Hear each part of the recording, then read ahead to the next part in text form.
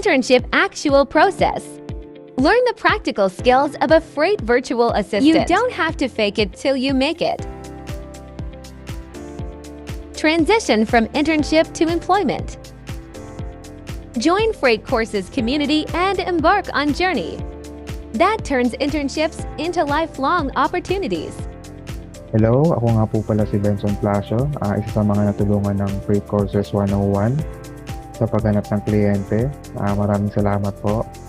At bago doon, dumaan po muna ako sa isang linggong training bilang truck dispatcher.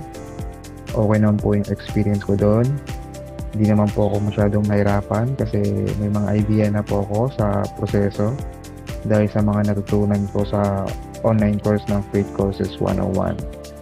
Mabait naman po yung kliyente, pati yung katrabaho ko po. Ginawayan po nila ako.